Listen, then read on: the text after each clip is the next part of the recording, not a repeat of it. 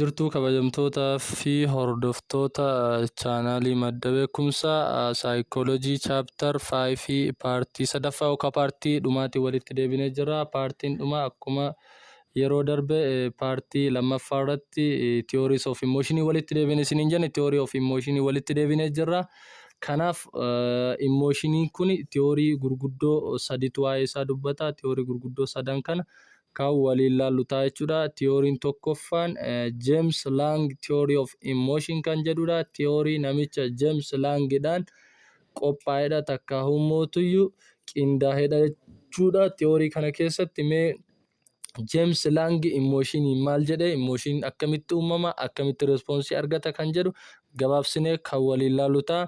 This theory of emotion is based on the work of William James 1884, 1819 up to 1894 hanga bara kana sadeen itti kan xumuramedha. Takka kan qindaa'edha theory'n kun, who was also the founder of functionalist perspective in the early history of psychology and the psychologist in Denmark. Carl Lang namni jedhamullee gargaaree jira. Bara 1885 irra come up with what an explanation of emotion so similar to what that James namtichi Carl Lang jedhamu kunillee bara 1885 irratti ibsuma James William or William Jamesin baroota kana sadan irratti emotion if theory kana keessatti kaa'een ibsa haala kana fakkaatu isaaf kaa'ee jira. Kanaafuu theory'n kun nama lamaan kanaan qophaa'e jechuu ni dandeenya. Sababbiin isaa barootuma kana irratti fi akkasumas immoo ibsuma wal fakkaatatu termi emotioniif kenname waan ta'eef come up with explanation of emotion too similar to that James jedha waan ta'eef innu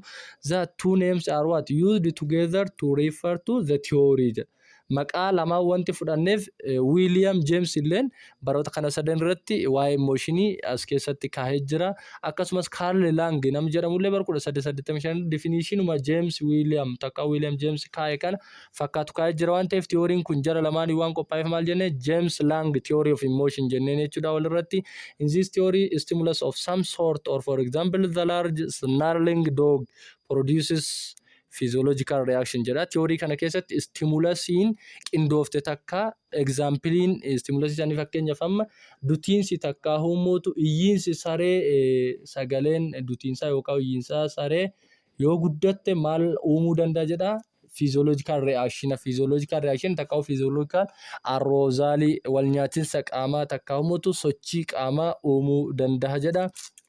This reaction which is what the arousal of the fight or flight jedha yookaan ofirraa dhorgu yookaan jalaa dheessuu jedha. Laala physiological reaction yeroo sareen sitti duttu ati gootu suni maal jedhama physical arousal maqaan isaa fight or flight. Saree san yoo dandeette ofirraa dha'uuf itti fiiguu yookaan humootu yoo dadhabde jalaa fiiguudha. Kanaaf fight and flighting kun maal inni physiological reaction nuti gaafa sareen nutti dutte goonuudha jechuudha. Maaliin goona sympathetic nervous system kennatu godha waan ta'eef wanting to what run yookaan fiiguu fedha yookaan ofirraa dhorkuu fedha jechuudha. Produces bodily sensations such as what increased heart rate. Nam tokko sareen itti dutte taanani yoon ofirraa dhahuu dadhabe jalaa fiiga. Yeroo jalaa fiigu sanitti bodily sensation isaa heartin maal uumti increased taati. Heart rate takka heart beatiin isaa dry mouth afaanni goggogaa rapid breathing argansuun isaa maal ta'a ni saffisa jechuudha. Kanaafuu James and Lang believed that physical arousal leads to what labeling of the emotion jedha. Laala isaan amma maal irratti believe taanii ilaalchi isaan qaban maali physical arousal takka physiological reaction maal uuman jedha labeling of the emotion takka humootu emotion sadarkeessanii takka emotion san maqaa itti godhanii type emotion sanii murteessan jedha. Kana jechuun emotion amma fakkeenyaaf saree yoo sitti dutte ati gaafa heart rate kee ol ka'ee afaan keessi goggogee qilleensi argansuun kee saffisu taate gosti emotion ati dhumarra agarsiistu maali yeroo jalaa fiide san booda maali sodaatti dhagaamee jalaa fiide. Kanaafuu wanti ati saree san jalaa fiideef akkasumas immootu dhahannaan onnee kee dabaleef afaan kee goggogeef argansuun kee xiqqaateef waan maal taateef sodaattedha. Sodaachuun suni emotionii ati maaliif qabdudha stimulusii snarling of the dog saniif qabdudha jechuudha. Akka warra James and Langitti simply put I am afraid because I am aroused jettala. Simply kanaafuu yoo ibsin waan kana maal jennarre I am afraid because I am aroused jenna. Maal irraa gara maalitti deemna? Effect irraa gara cause'itti deemna jechuudha. I am afraid jechuun amma effect dha. Effect sababbiin effect kanaa'u maali? Because I am aroused. Sababbiin isaa waan dheesseefi takkaa'u waan fiigeefidha. Kanaafuu fiiguun kee kun sababa maalitti? Afraid dha. Kanaafuu as keessatti akka theory James Lang theory of emotionetti gosti emotionii takkaa'u emotion is the effect that your cause leads. Effectii causing kee sun lead godhu santu maalidha? Emotionidha. Causing sun immootu maal inni jennaani? Physical reaction takkaa'u immootuyyuu physical arousal ati gootudha jechuudha. Kanaafuu as keessa isin gaafata qormaata keessan irratti I am afraid because I am aroused siin jedhe in here what is the emotions? Yoo siin jedhe emotionni maal ta'a? Afraid tahaa takkaa'u fear tahaa jechuudha. Kanaafuu yeroo hunda theory kana keessatti wanti effectii ta'e emotion tahaa, wanti immootuyyuu cause ta'e physical arousal tahaa jechuudha. As keessatti cause'n maal inni? Fiigudha. Effectiin hoo wanni ati fiideef maal immootuyyuu maaltu akka fiidu si godhe immootuyyuu dutiinsa maal fiiginsa kana waan ta'eef kanaafuu fear'n takkaa'u afraid'n emotion yoo ta'u arousing immootu cause ati fiideef sana jechuudha. I am embarrassed because my face is red. I am embarrassed because my face is red jechuun ani maal ta'ee jira? Ani fokkadhee jira takkaa'u immootuyyuu uf jibbee jira jetta. Sababbiin isaa fuulli kiyya waan na diimateef takkaa'u waan na dirmammaa'eef jetta. Kanaafuu si dirmammaa'uun kun takkaa'u si diimatuun kun sababa. Asitti immootu abreezdi ta'uun kee kun immootu maa inni? Emotion jechuudha. Kanaafuu termii kana keessa emotion embarrassed dha. Causing immootu maalidha? Red dha. I am nervous because my stomach is what? Fluttering jetta. Ani nervous tahee jira takkaa'u immootu akka malee aareetiin jira. Sababbiin isaa stomach'n kee maal waan ta'eef? Fluttering waan ta'eef takkaa'u immootu waan si ciniineef jechuudha. I am in a love because of my heartbeat increase what? While or when I look at her or him. Yeroo isa laalu takkaa'u ishee laalu dhahannaan onnee kiyya ni dabala. Kanaafuu dhahannaan onnee keetii yeroo ishii takkaa'u isa laaltu yoo dabale ati maal taata? Loovii keessa jirta. Kanaafuu looviin kun maal agarsiisa? Sitti emotion agarsiisa. Garuu immootu dhahannaan onnee keetii dabaluu yeroo ishee yookaan isa laaltu kun immoo maal ta'a? Physical reaction takkaa'u physiological reaction yookaan physical arousal ati gootu jechuudha. Kanaafuu salphumatti theory'n James Lang kun kan inni jedhu jalqaba irratti istimulasii jira jedha. Istimulasiin takka environment irraa itti dhufnaan namni tokko lammaffaa irratti maal godha jedha? Physiological reaction takkaa'u physiological arousal gaggeessadha. Physiological arousal gaggeesse taanaan kallattimaan physiological reaction sun maal kennedha? Emotion kennedha. Emotion sun fear ta'uu danda'a, loovii ta'uu danda'a, embarrassed ta'uu danda'a fi kanneen kana fakkaatan jechuudha. Kanaafuu wanti isin hubachuu qabdan istimulasiin maal kenniti? Physiological reaction kenniti. Physiological reaction immootu maal kenna? Emotion kenna jedhee gabaabsee kan xumuredha. Laalaa kun asitti istimulasii maal fudhate amma fakkeenya istimulasii jira dura ergasii physiological arousal yookaan physiological reaction jira lammaffaa dhumarratti immoo emotion jira jechuudha. Kanaafuu as keessatti example kanarra sareen dutuudha. Sareen nama tokkotti yoo kan dutu taate lammaffaa maaltu gaggeeffama? Physiological arousal gaggeeffama. Physiological arousal takkaa'u physiological reaction sun blood pressure'n dhiibban dhiigaa dabaluu, dhahannaan onnee dabaluu, sweatingii namni sun dafquu, ija babaasuu akkasumas immootuyyuu maal ta'uudha namni sun iyyuu sagalee shoutingii gaggeessuu fi kanneen kana fakkaatan physiological arousal takkaa'u physiological reaction jedhama.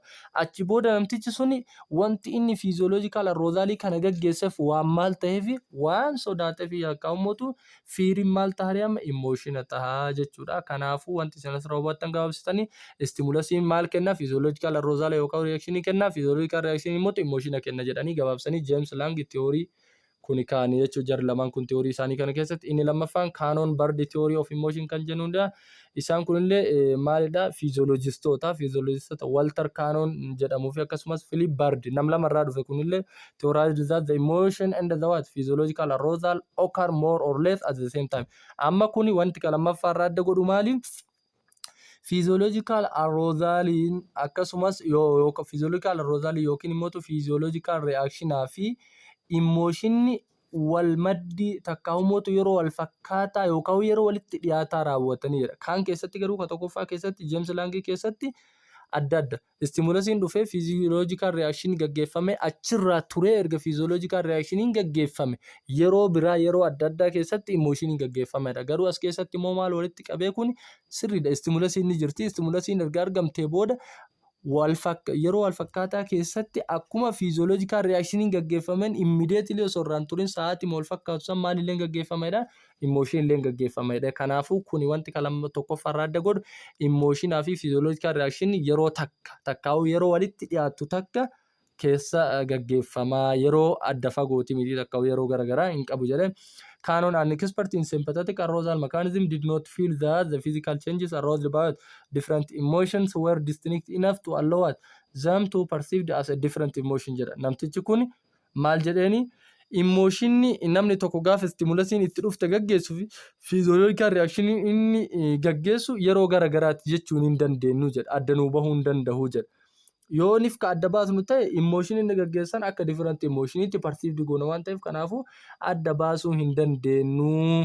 Wanti nu ayyamu gahaan hin jiru adda baasuufi jedhanii. Bard expanded on this idea by stating what the sensory information that comes into the brain is sent simultaneously what by the thalamus to both cortex and the organs of sympathetic nervous system. Laala stimulasiin takka argamte stimulasiin fiiziyooloojikaal gama maalii argamti jira kallattumaan yeroo walfakkaataa keessatti taalamasiidhaan eenyufi eenyutti argamti? Cortex fi organs of sympathetic nervous systemitti argamti.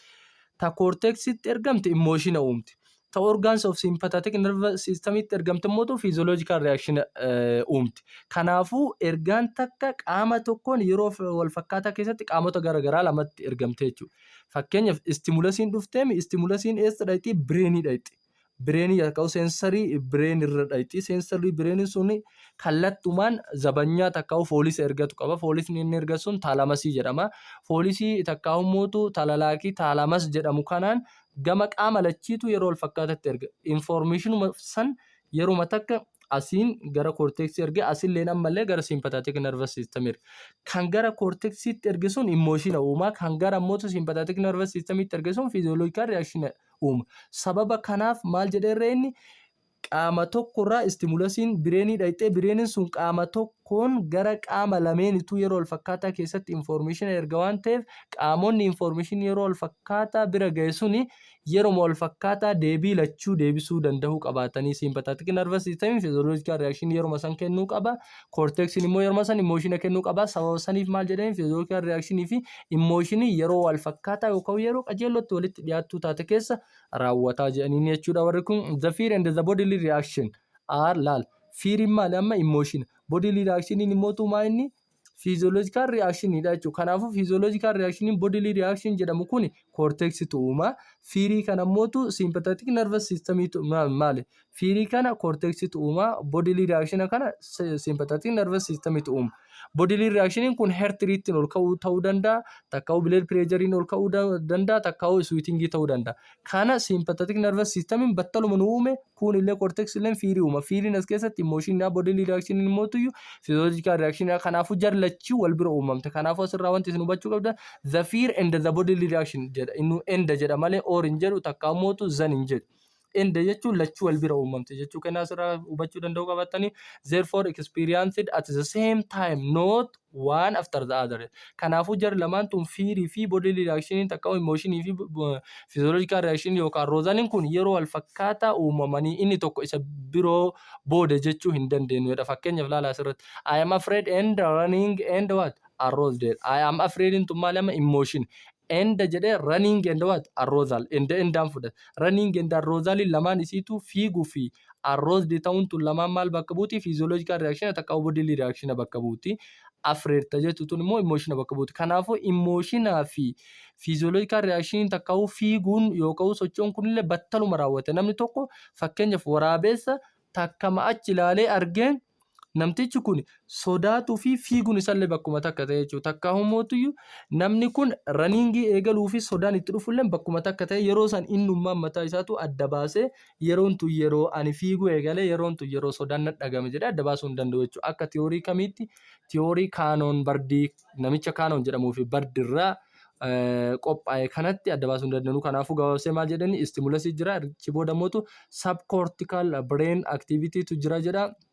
Subcortical brain activity kun immoo waa lama of keessaa qaba. Cortex fi maal of keessaa qaba jenne nervous system qaba jenne. Cortically takka cortex itti information cortex ga'e maal kenna emotion yookaan fiirii kenna. Wanti information immoo talamasii gara nervous system dhaqe immoo physiological arousal kanneen akka high blood pressure, high heart rate, sweating fi kanneen kana fakkaatan kenna. Kanaafuyyuu bakka takkatti argaman subcortical brain tanatu kutaa lamuuf jala qaba. Cortex fi systematic nervous sympathetic nervous system of jala qabdi. Takkitti maal uumti jenne emotion uumti. Cortexin takkitti immoo physiological reaction waan uumtuuf wal bira uumanii jechuu information wal bira deebisanii. Kanaafuyyuu maal jedha kun tokkoffaa stimulusii jira. Stimulusii booda physiological arousal fi emotional yeroo takka uumamanii jedha. Fakkii kanarraa ilaaluu dandeettanii haala kanaan hubachuu danda'uu qabaattan jechuudha. Inni sadaffaa fi inni dhumaa mootuyyuu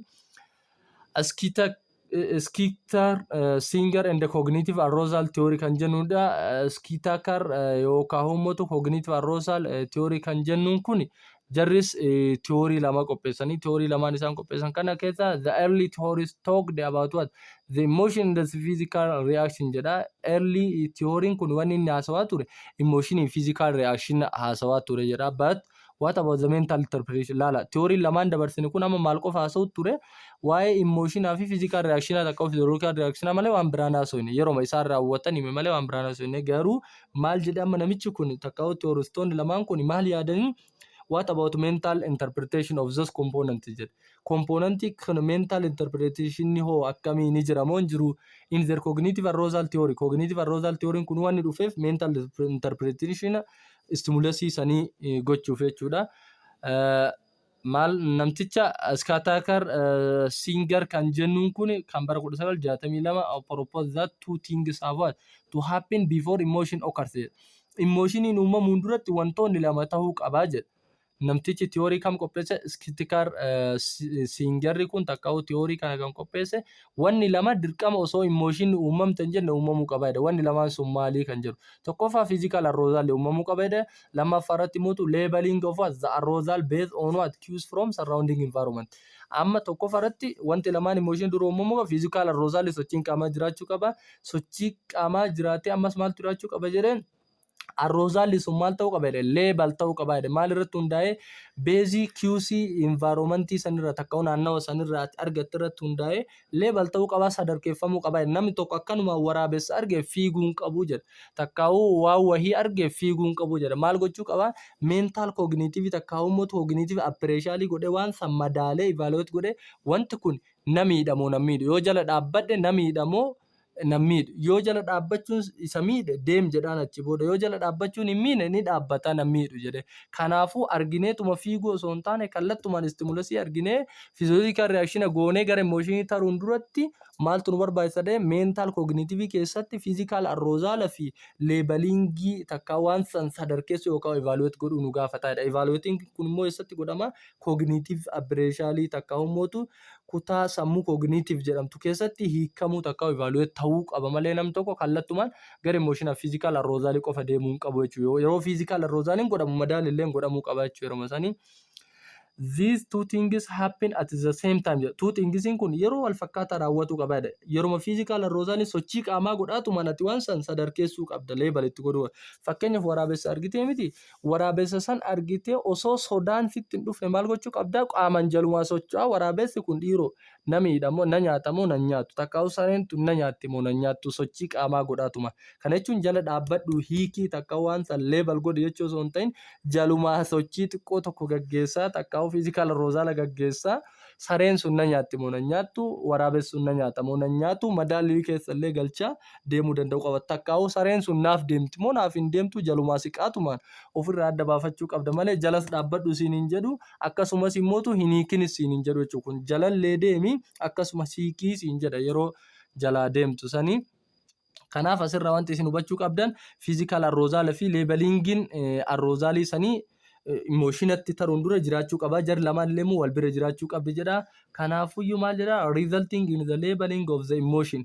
Emotion label gochuu keessatti maal nu kennan deebii nu kennan yoo jar lamaan yeroo takka karaawwattu taate qaaman jalaa socho'aa waan san yoo kan hiikkatu taate emotionaaf deebii ni argatte yookaan maal siin jedhani sodaadhu siin jedha yookiin immoo hin sodaatinii siin jedhani jechuudha.